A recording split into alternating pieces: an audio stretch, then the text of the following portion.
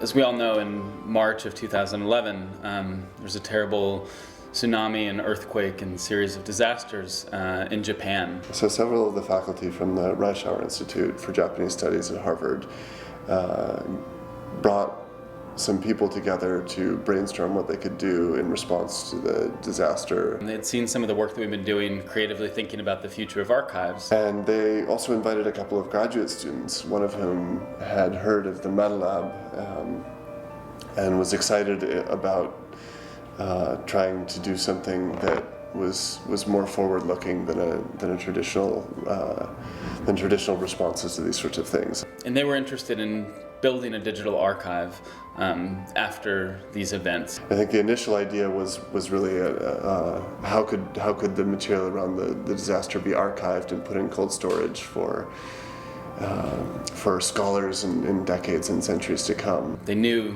very astutely that today events, the information that is captured and that is transmitted about them is in large part digital.